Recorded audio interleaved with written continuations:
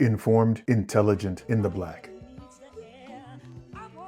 Listen, bro. So, I'm taking guitar lessons, and I'm one for my compliments as usual.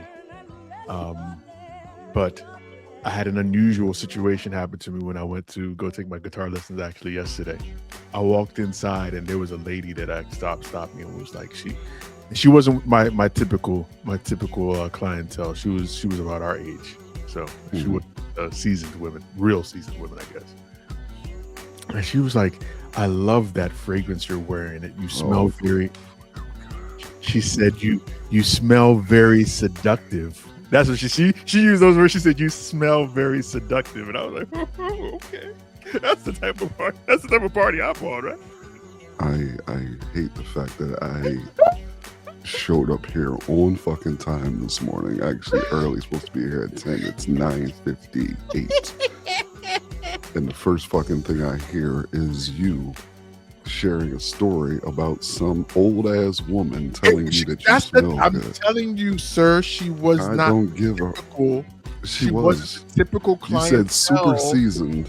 That is. I said she wasn't as seasoned. She was in our age bracket, but still, I am happy that I got my compliment. The thing that made the day kind of weird. Listen. I will say this. And it is February 1st of 2026. I will admit this, and then I will scrub it from the video before it gets published. I will say that since starting these weekly conversations with the two of you, okay, I have become more inclined to take self-inventory of myself, of my character, and how I affect those people around me. I will say that. One of the things that's recently taken place in my self-inventory is this dilemma, and I put that in quotations, of whether or not I am actually have, as Elgin likes to say, have a compliment kink. And I've taken into consideration for myself that, yes, I wouldn't categorize it as a kink, but I will say... They never do. They never do. Yeah. They never do. People, no, hold on, don't do that. People that know that they have a kink or a thing typically do admit it. They just keep it secretly. Okay. No, some kinks people do not acknowledge publicly because of fear, embarrassment, and potential shame. And saying that you have a compliment kink, I can see how that would be something that you wouldn't want to acknowledge publicly, because that sounds arrogant, self-centered, selfish, and as hell. So I mean, I wouldn't want to acknowledge it on the side. Everyone likes to be complimented. Let's not go overboard. No. We all like to be complimented. Absolutely. Okay. But that's fair. There is that step. Like some people like to have a little slap on the ass also. Other motherfuckers like to be tied up and whipped with cat and nine tails. There are levels to this.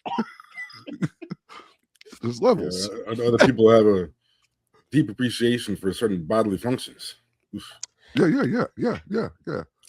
Like I like. So in any event, so I got that compliment from the woman. So it made me feel some sort of way. But then at the same time, I ended up running into a friend of mine that I used to work with. Who said you stink? Oh, okay. No, never that. That would have been never that. Maybe one day I will. Maybe one day I'll share the story of why I am the way I am with fragrances. Maybe one day I'll share that. You could have started with trauma instead of starting with your kink. We would have been okay with the trauma first. Like that would. All right. You know what? In fairness to you, and in fairness to you, and in fairness to the transparency of our conversations, I will delve into that after this. So, I mean, chances are you associate the fragrance with a very specific experience from your childhood. You know, chances are the scent is associated with success, with happiness, with stability, with gentility, perhaps. None of those things. Now, if you associate the scent with chaos, madness, and psychosis that may listen. require It further is investigation.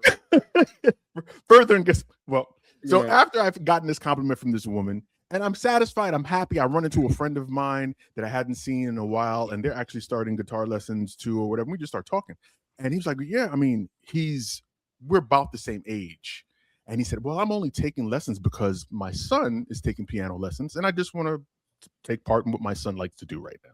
And I said, "Okay, that's cool." He said, "What about you?" And I said, "Well, I'm just learning myself and recognizing that I service everybody else and don't service myself enough." Only to hear some kid in the damn band room say, "Hey, yo, I let you slide the first time, but you can't be servicing yourself in public." And me and my boy looked at each other like, what the fuck did that? And I couldn't help but laugh because in regular conversation with you guys, if one of you had said something like that, I would have said, "Hey, yo," too. But I didn't know if motherfucker was listening. He said screen. He said the shit fucking loud as hell. Yeah. Servicing is you might want to keep the focus But on it's genuine. vehicle. It's genuine. It's the real deal, bro. It's the real deal. I'm just gonna now have to figure out how to change the terminology so I don't get those AOs in public. Okay. So with that being said, I will explain to you. Hold on. Before you go down to the dark side and it turns into a fucking episode of The Corner, let's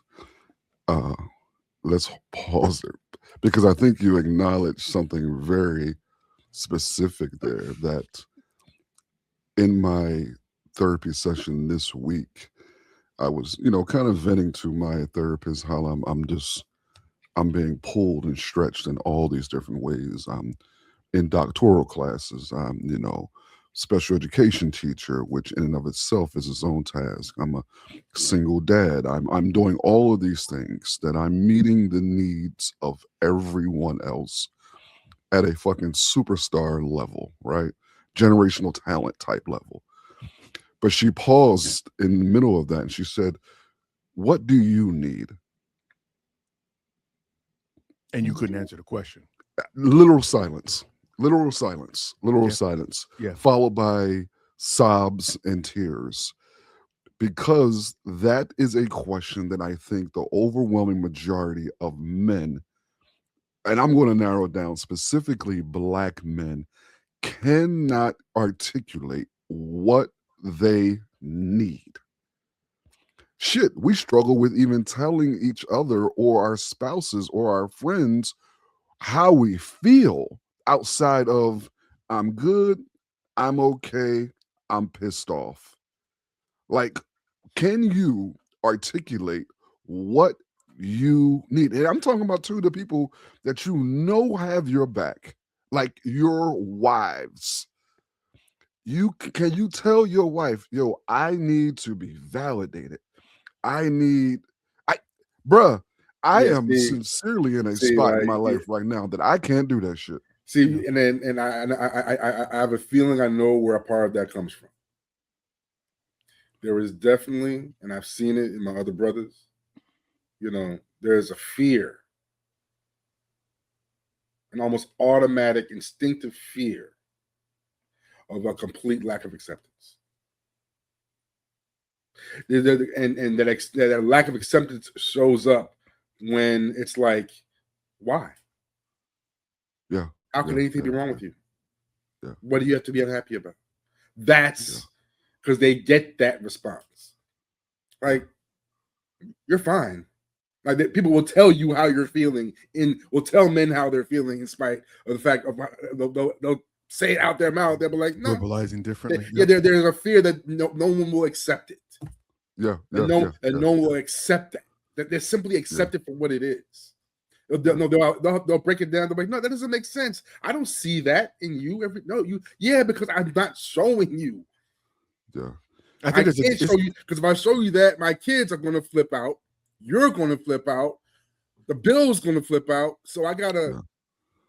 I gotta mask up every day for this life shit. No, but that's a part of it too. But I also think that, and Elle hits it spot on.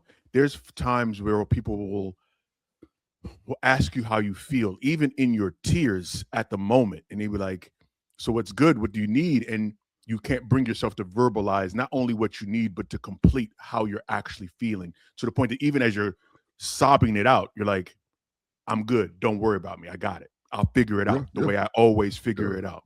And I think part of that also is, and I don't know if it's necessarily anecdotal to me or if I'm alone in this, but I know that there's been many a time where someone has asked me what I need, how they can show up for me, and I verbalize it. And when they fail to meet the expectations, then I'm like, all right, fuck it. Let me get back into my corner. Let me get back into my bag. Let me go ahead and get back into what I need to do, because only me is going to take care of me. And if I let myself down, I can live with myself. I can't tolerate other motherfuckers continuously, because it's happened so many times of people letting me down. Yep. We have been conditioned, and I really think it is one of the greatest conditionings that we've seen, that Black men specifically have been conditioned to swallow it. Like just tucking in, my guy. I am consistent. Like Fences, the play and the movie are two. That Fences is one of my greatest favorite movies, because it gives such an accurate portrayal. I'm not even just talking about Denzel's character or James Earl Jones's character. I'm talking about his son. I'm talking about Viola Davis's role. But when you see Denzel talking to his son, and he said, "I give you clothes, I give you this." Bro, it's crazy, dog. It's crazy. It's crazy. You don't realize the monster you're becoming, but at the same time, the reason why you're becoming that monster is because of cyclical forces outside that are putting you in that position to be the way that you are. You know what I'm saying? And it's very hard to parse the two, bro. It's very, very hard to parse the two. And from the outside looking in, you have folks that'll say, why don't you do X, Y, and Z? And I can ask you the same fucking question. Why don't you do X, Y, and Z to help to change my behavior? It's not just something that happens in space. You know what I mean? But it is what it is, bro. Dr. Bailey, I'm going to continue to call you that until your graduation day. I'm speaking it into existence, bro. Oh, I appreciate it. That's what I'm going to be. 2.5 years. Bro, it is what it is, man. Nothing good comes easy. Nothing good comes fast either. So you'll figure it out. I know you got this. So, where my my fragrance obsession came from, honestly, this is to be honest with you, this is kind of a hard conversation to have, because I never really voiced this to anybody outside of my siblings and my wife. Sure. And to be clear, if this is not the moment to have this conversation, we don't have to have it now.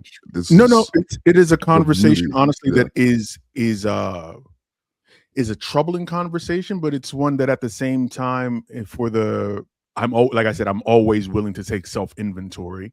Sure. And it is something that, for sake of being transparent, that I think I should talk about. Okay.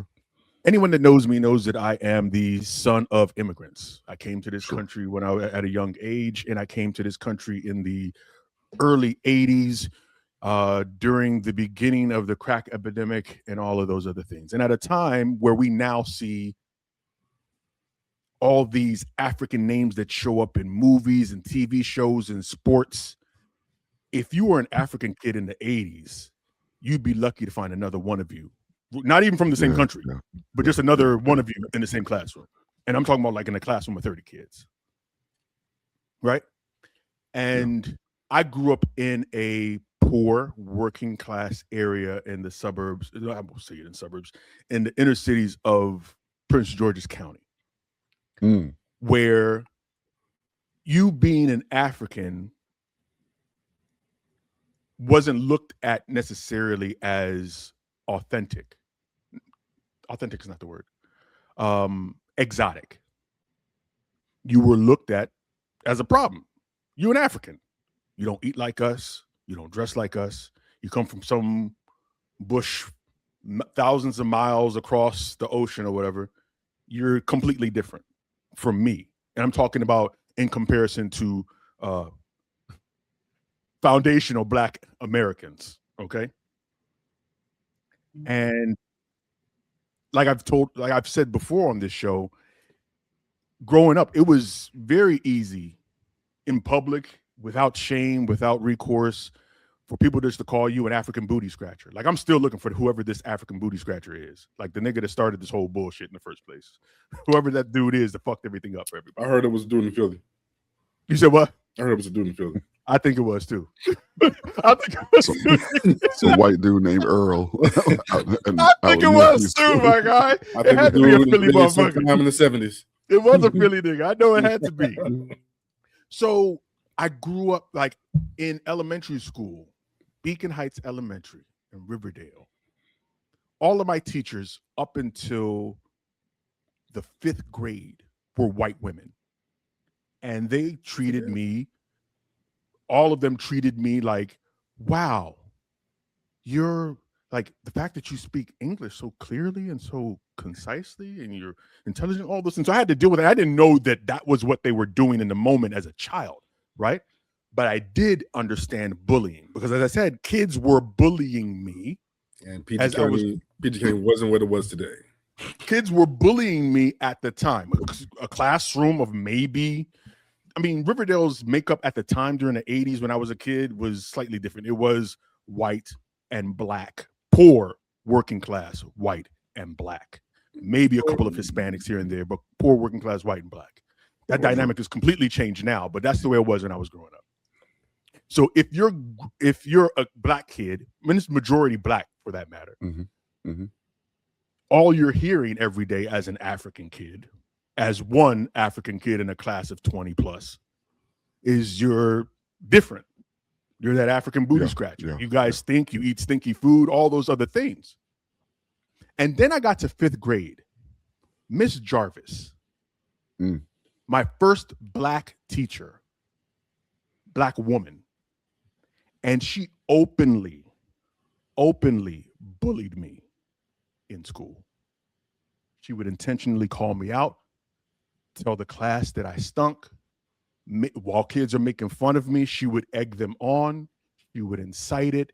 She would cultivate and bolster that behavior to the point where I didn't want to go to school.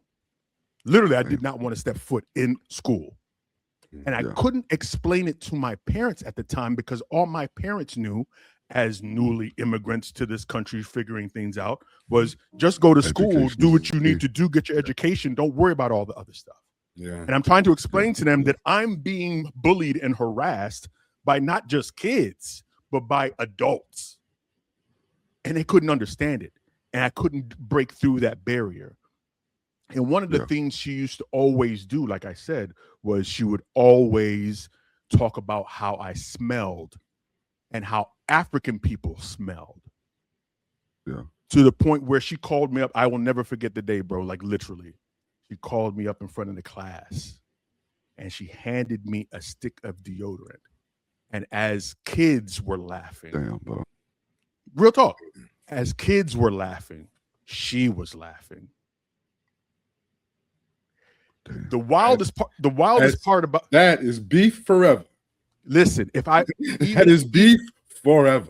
Even as a 40-plus-year-old man now, and this woman has to be in her, I'm going to assume that she's my parents' age.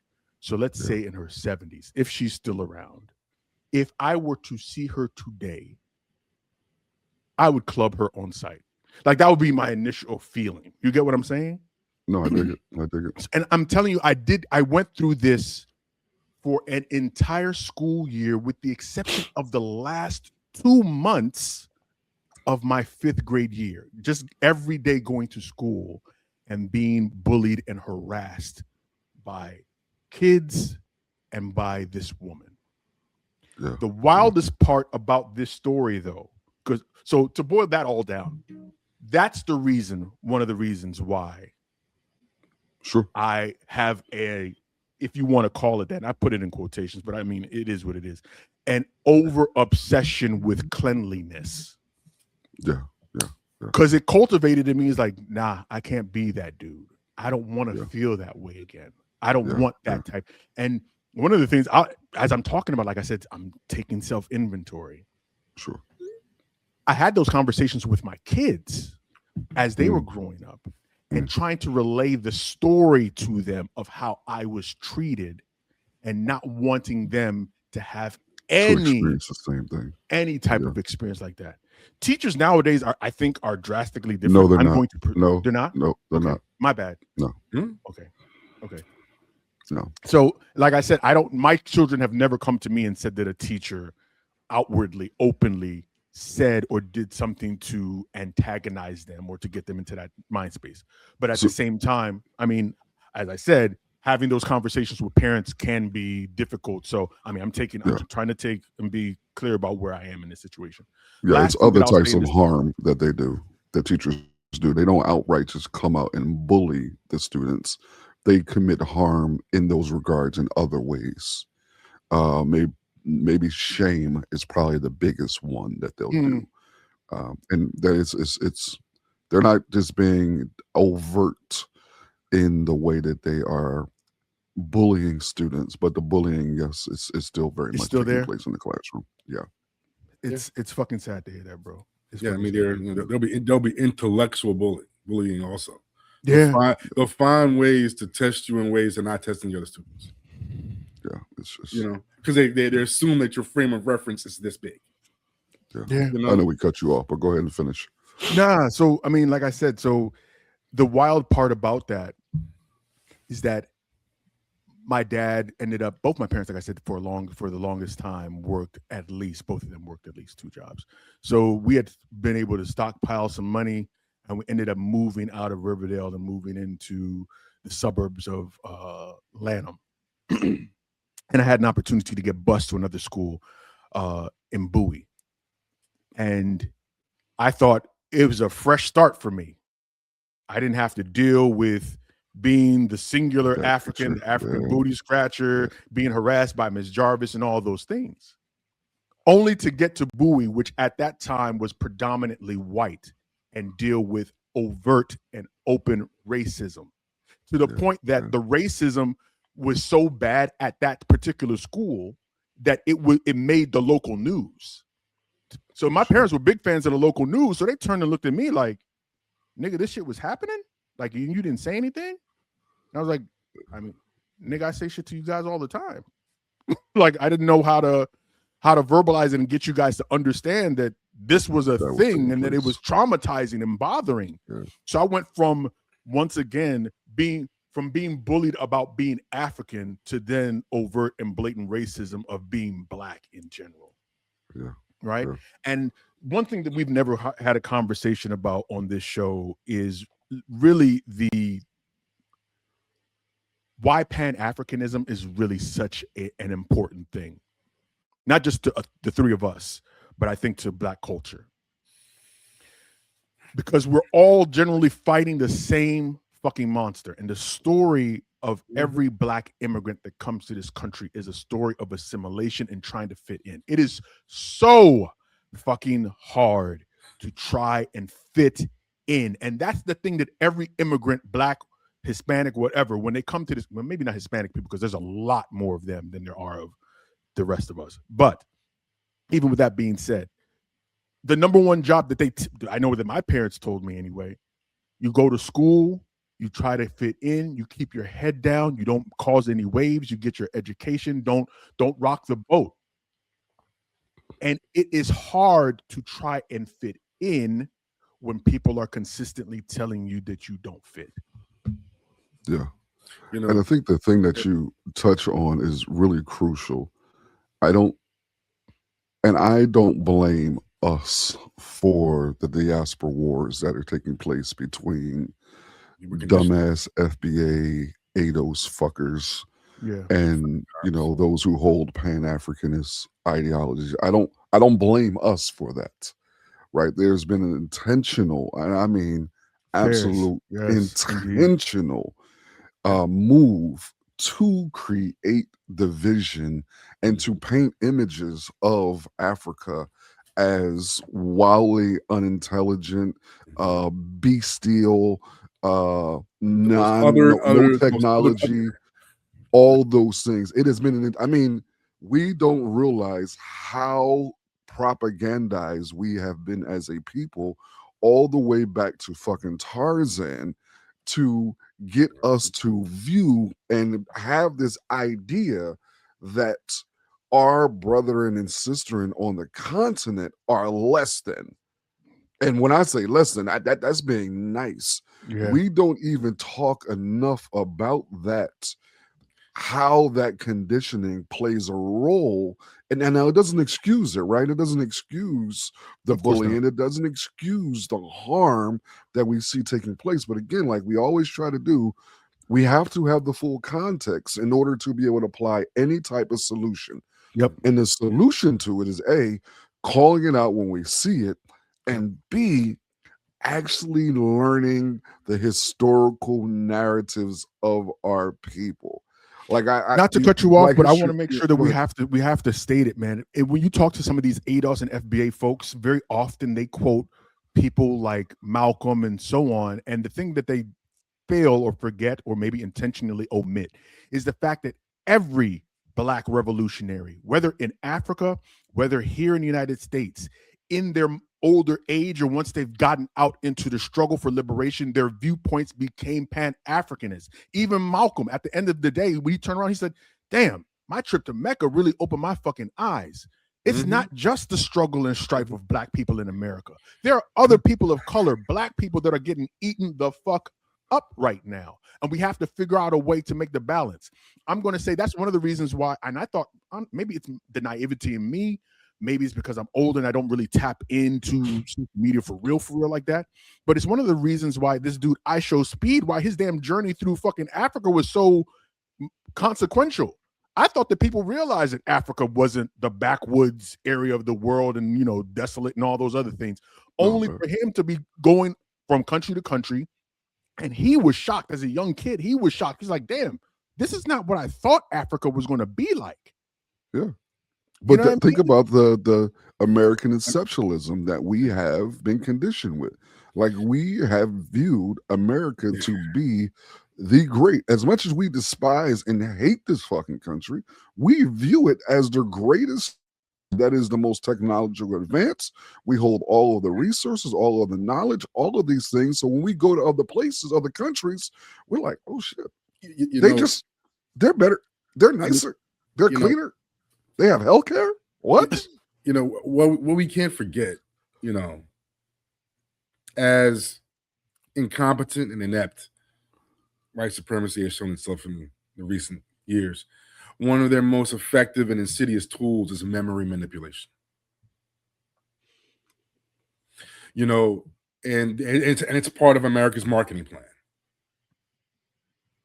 You know, it's part of the marketing plan. From when you're born, from when you're educated, you're taught that this place is the standard bearer for civilization.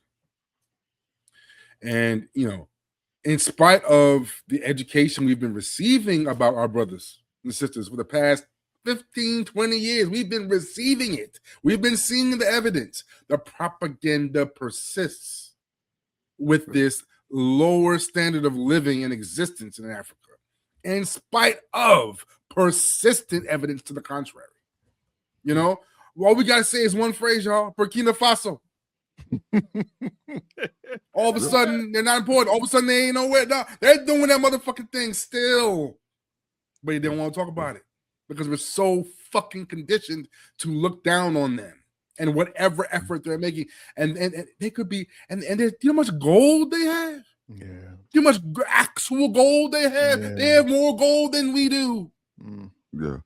And I think that's the important part of Black Gold, History Month. actual With this gold. being Black History Month, the first day, I think it is crucial that when we as educators begin teaching Black history, that Black history doesn't start with slavery.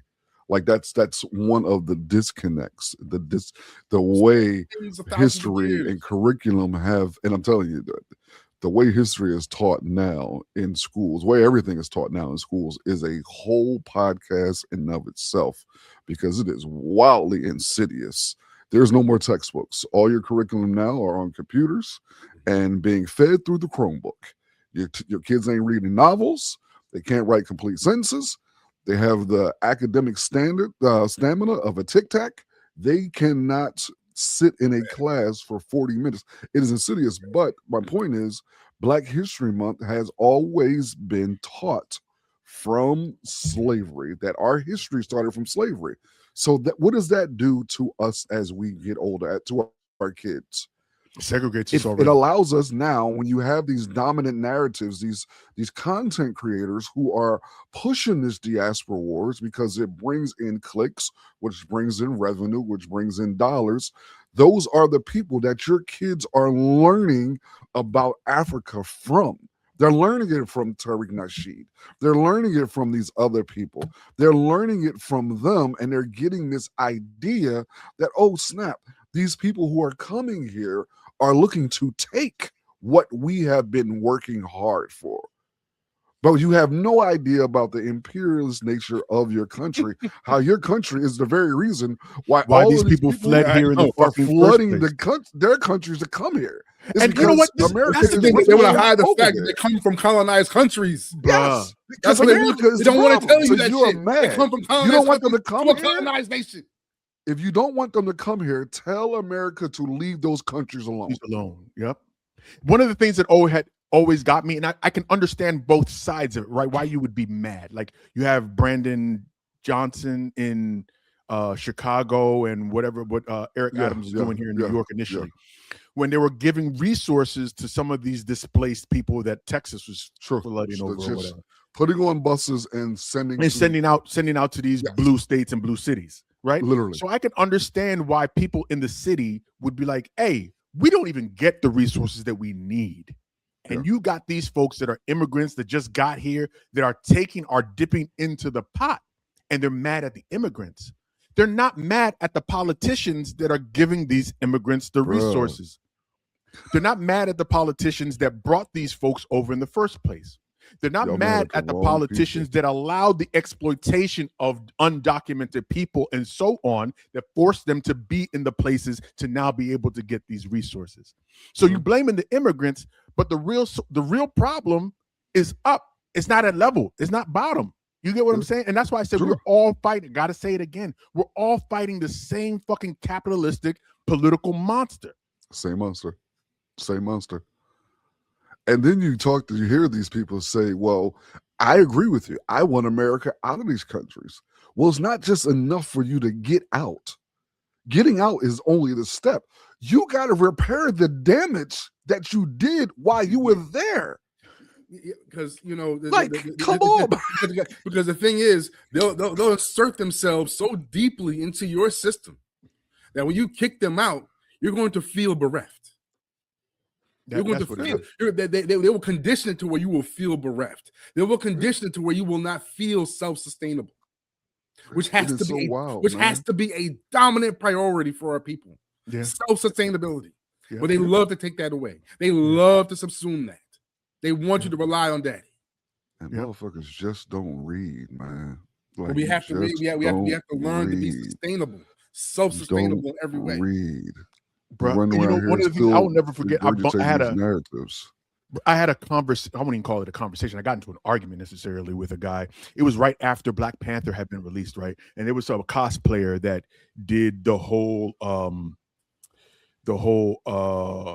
what's my man's name? What's Michael B. Jordan's Killmonger? Did the whole Killmonger thing, scarred his body, right? Mm-hmm. In the cosplay, he did that. And I was like, I know what he's doing, what he's attempting to do, why he did it or whatever, but that type of thing in the movie was a message. To cosplay that can be seen as offensive because the scarification, it has a specific meaning and why folks do it and so on, right? Yes. And I had a brother, and this dude is well off. I believe he's a heart surgeon. Like he's a brother. Of course. And his first response was, "You can get the fuck out of my face with that shit. You Africans come to these schools and take the spots of hardworking Black kids here.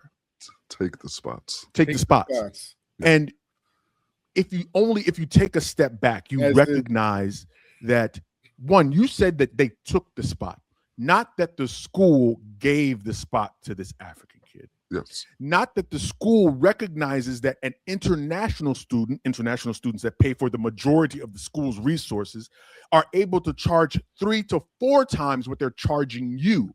So that kid can come to school. Yeah. So if you have a problem, you shouldn't have a problem with the African kid that just wants to get a fucking education. Or be mad at the school for not letting you in the first place. Like, they weren't even opening up the doors. The doors wasn't flown off the hinges, letting black and brown kids come in. They wouldn't let your black ass in the first place. That's what I'm saying. And why are they doing this now? Is the question. Presuming any level of entitlement in this country is fucking absurd. Fucking absurd. And no, you're not white. Okay? You're not white here. You're not white in this instance. You will never be white in this instance. We're all niggas to them. We're all niggas to them.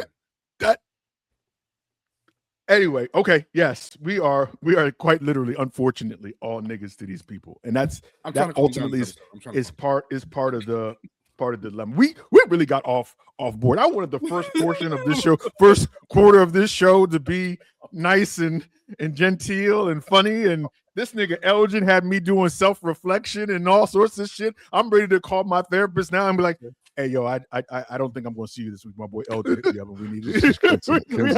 We fleshed it out on the podcast today. God damn it. Now, okay, so let's get back to this. Did you guys see this dude last night during the Shakur and T.O. whatever? I forget this dude's last name. I was going to call him Lopez. But the match last night. No, Gerald Miller. No.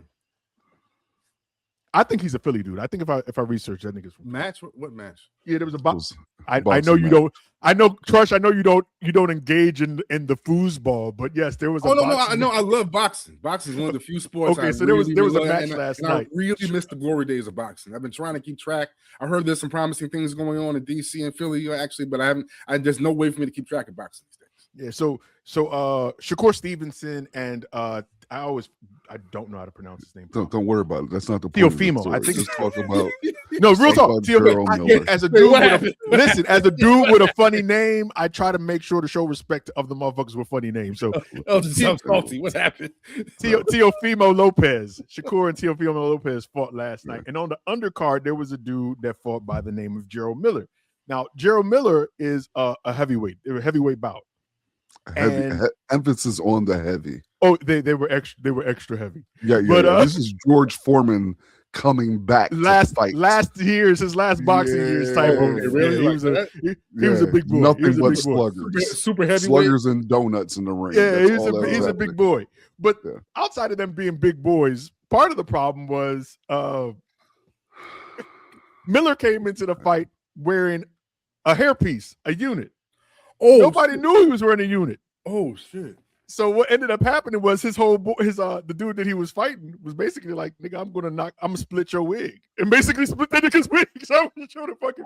I just saw this clip this morning. This shit was fucking hilarious, bro. I couldn't believe that happened, bro. This shit was so fucking hilarious when I saw it. I was like, Jesus Christ. Wait. The real question is, where is dude from? I don't know where he's from, honestly. Because your boy Elgin knows he's from Philly. He don't have a beard. They're gonna have to deal with it. He don't have a beard, and he's not bald, so we know he's not. Wherever city he's from, they're going to have to deal with it. This is Gerald Miller right here. This dude right here. You see my mouse? This is Gerald Miller right here with the unit on. They gotta deal with this today. So you see this dude? Because you man.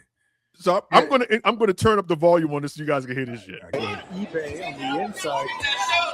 eBay learning on it because the first 4 rounds, Gerald Miller didn't do anything. Here we go. Couple rounds, just a little bit off. What's going on with Gerald Miller's hair, by the way? Is it coming off? What is happening here?